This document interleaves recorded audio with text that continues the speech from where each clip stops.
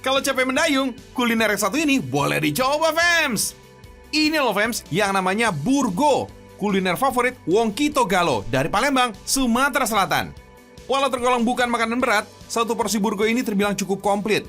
Gulungan burgo yang terbuat dari tepung beras tersaji bersama kuah santan dengan ikan giling, telur ayam rebus, sambal, dan bawang goreng.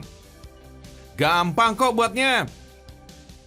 Karakteristik masakan Melayu termasuk ada di bumi Sriwijaya Palembang emang terkenal dengan cita rasanya yang kuat bumbunya.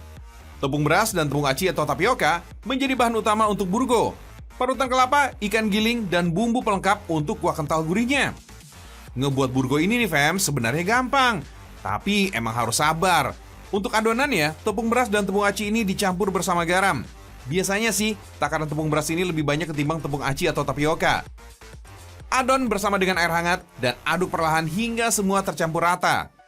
Oh iya, adonan burgo ini memang cenderung encer. Kalau terlalu kental, justru hasilnya nggak bagus, fams. Gunakan loyang yang permukaannya udah diolesi minyak. Tuang aja nih adonan burgo pada loyang. Jangan penuh-penuh ya, fams. Cukup 1 centong aja. Kukus dalam panci selama kurang lebih 1 menit aja. Adonan burgo yang udah matang, siap dikeluarkan dari loyang. Caranya digulung kayak gini nih, fams. Pokoknya harus tahan sama panasnya ya. Adonan burgo yang gak langsung digulung ketika masih panas bisa ngebuatnya semakin lengket di loyang dan hasilnya berantakan, fams. Umumnya nih, fams, burgo yang selama ini beredar di pasar ini hanya berwarna putih aja.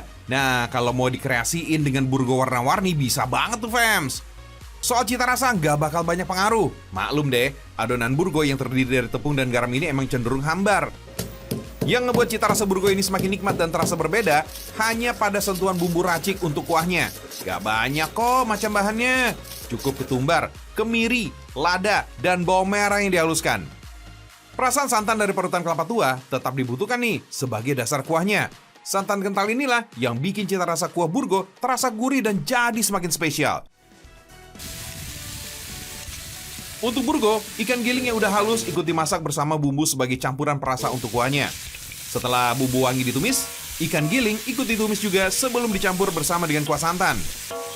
Seperti kebanyakan selera dari tanah Sumatera, kuliner dari Palembang ini juga nggak bisa lepas dari yang pedas. Untuk sajian burgo, sambal jangan sampai tertinggal, fams. Sambal ulek dari cabai merah keriting, cabai rawit dan bawang udah cukup kok ngebuat kuah burgonya jadi semakin mantap. Fams, kalau di Pulau Jawa ada sajian lontong atau ketupat sayur. Konsep burgo sebenarnya ya hampir mirip sih. Yang bikin beda, burgo ini nggak pakai lontong ketupat tapi gulungan adonan tepung beras. Gulungan adonan tepung beras ini lembut dan cukup kenyal, fams. Sensasinya mirip seperti menyantap kue tiaw. Kuah dengan campuran ikan giling, gurih dan enak banget, fams.